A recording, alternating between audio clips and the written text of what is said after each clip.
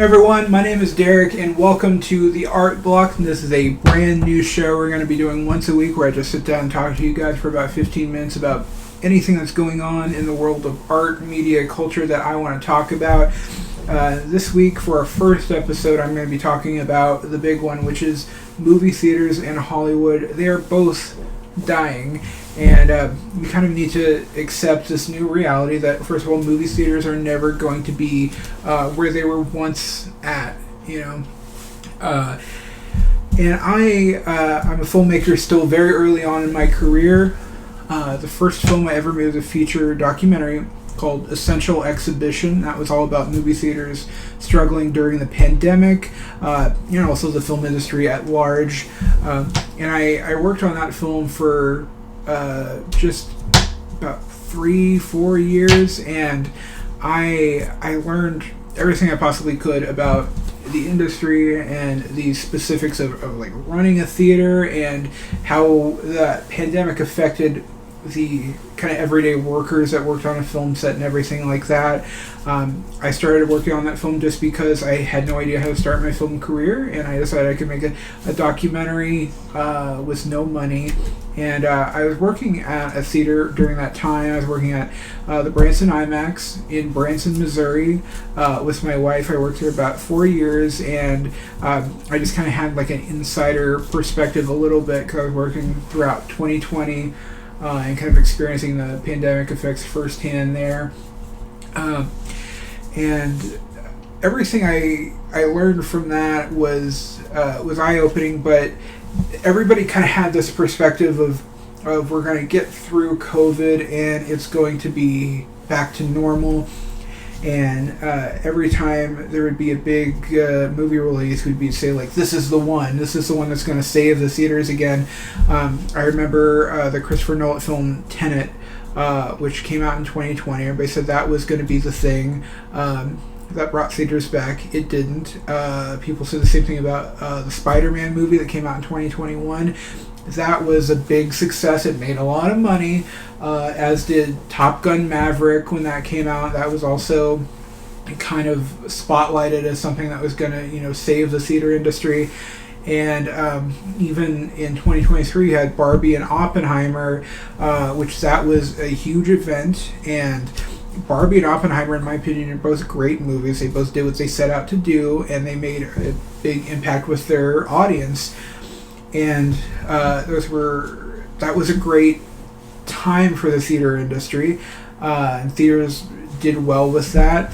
But those are the kind of movies that would have done well under any circumstance, and those were big event movies. And in my opinion, that's what the theater industry is going to become. It is going to become purely event movies. You're going to have theaters that are showing only those type of movies, only the Star Wars, only Batman. They're going to only show Avengers, or only show those like reboots and sequels and everything that people are always they're always complaining about. That is the main complaint of people when they talk about movies these days. Everything's a remake or a sequel or whatever, and that is the case simply because that's the only thing people show up for.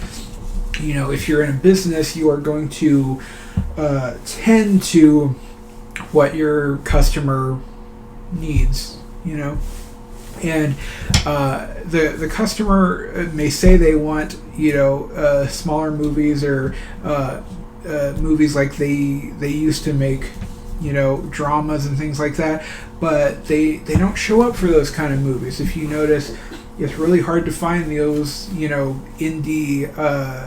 indie kind of movies playing at a theater for long. They respond to the big action blockbuster things, and that's why you see so many of those. And that's what I think the industry will become, is because you can't put those movies in a theater and ever expect them to do well. That is a very, very rare case that a film that is just about regular people, or a drama, anything like that, is going to yield any kind of meaningful business for a theater or for the studio itself. In talking about this, I am remembering Kevin Smith, who I love and who is a big inspiration to me. I remember as far back as 2013, he was on his podcast and he was talking about Before Midnight, which had just come out at the time. And he was talking about how much he loved that movie, but he said that he loves art house, small kind of independent movies. He doesn't go out to the theater to see them. Doesn't see them in the theater. Waits till they're available at home, and that day and date method, the release schedule had just kind of come about around that time. He only goes to the theater to see the big blockbuster stuff. He only goes to see a Star Wars or a Batman movie or anything like that. And that's just what I think the industry is going to become at large as we go on. And that is just the reality of the matter, you know? And I think the streaming services are simply too good of a deal for the consumer. And we can all talk about how much we love the theater experience and want to preserve it. It reminds me of how people talk about film versus digital. You know, film is great and everything, but in terms of cost, it's too much. And the people that really care about it are going to support film, but the general public kind of doesn't care. I know so many people that they don't really care about going out to the theater, or at least as much as they used to. They'll see something at home on streaming that's good enough for them.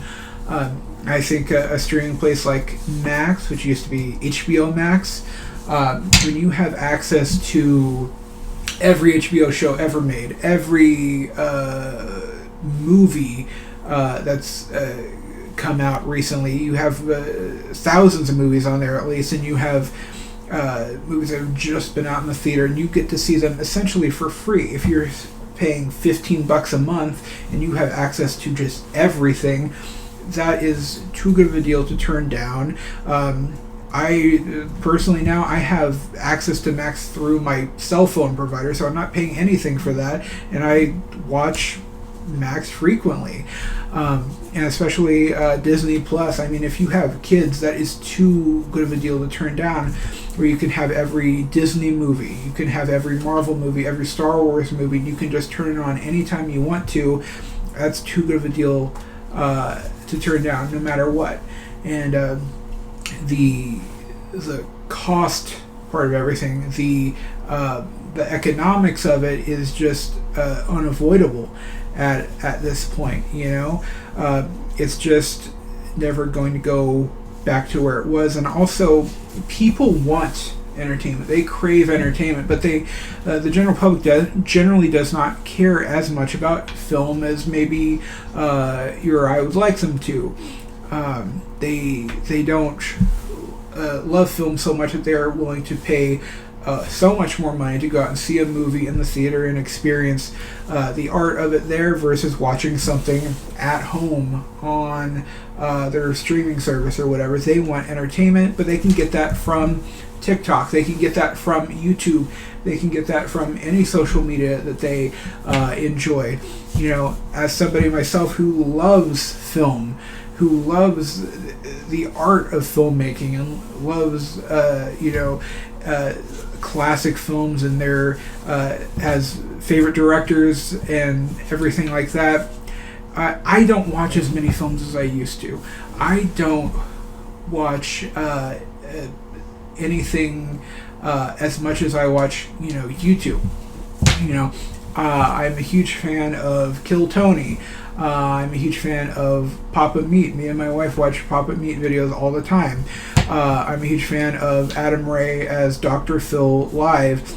I'm a huge fan of podcasts. I'm always listening to a podcast. I listen to so many more podcasts than I do watch new movies. And that's just a habit. It's a much more convenient, easy way of entertainment. And it's also the fact that movies themselves are not as good as they used to be. It is so rare that you'll go to the theater and you'll see, this is a good movie. I can count on this being good. Most movies are bad these days. Most movies are really not worth the ticket price and the concessions and even the effort and time it takes to go out to the theater and have that experience when you can have experience that at home, regardless.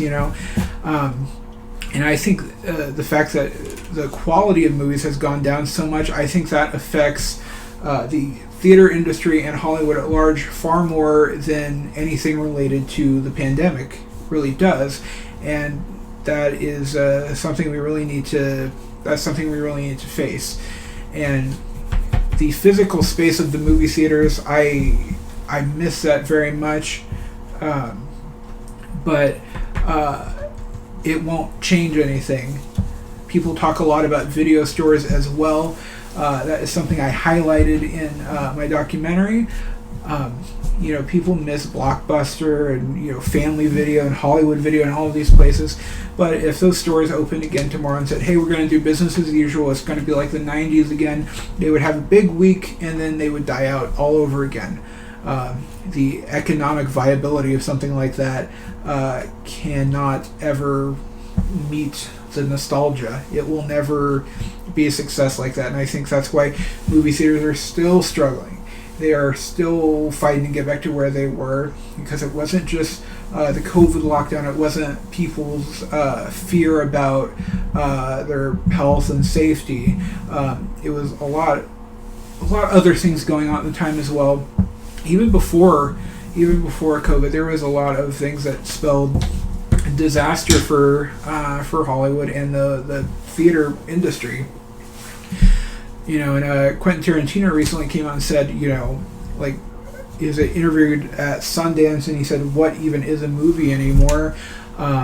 He said 2019 was the last year for movies, and it's kind of hard to disagree with that statement. I know Tarantino himself, his last movie he made was in 2019, but I mean, after COVID, that kind of annihilated what it meant to have a movie, what a movie really even meant.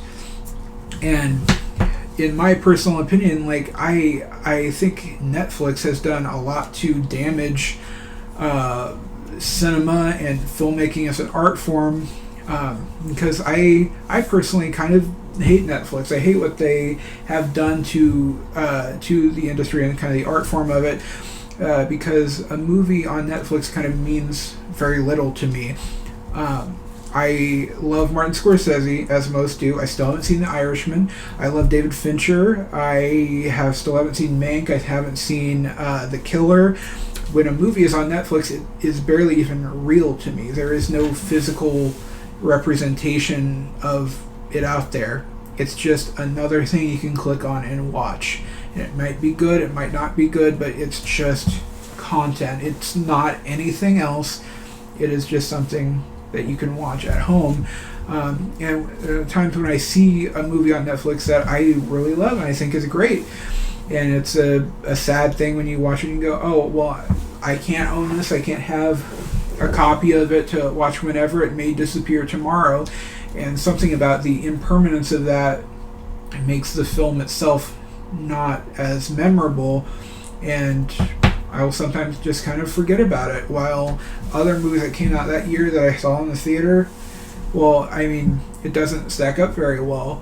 And I think that as filmmakers, we need to consider that and really focus on making theatrical as important as it can be. How do you do that? I would say with road shows and exclusive events like that, where you have a Q&A and you can connect with the audience in that way.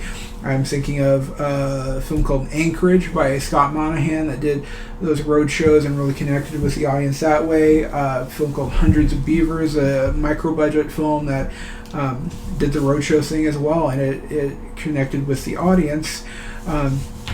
Concerts are very different from movies, of course. At the same time, though, to have that thing, that event where you go to and you see the artist you love, or you have this individual experience of experiencing something in a public place, that needs to be preserved. I even think back to the Taylor Swift Eras Tour movie, which I loved, and I thought that was a great experience, and that was a a big financial boost for theaters as well.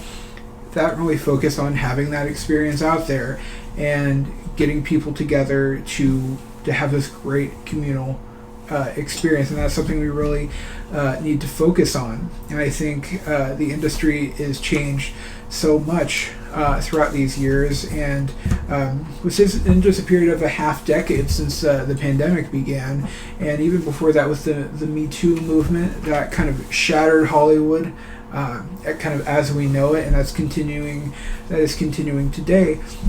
And I think that in terms of what a movie means or what the industry is, you need to preserve the parts that mean something to you, whether that's just the theatrical experience or that's connecting with an audience in what way, or even just having the film itself being preserved, that you can watch it again and again and can be shown years and years and years after it's initially released.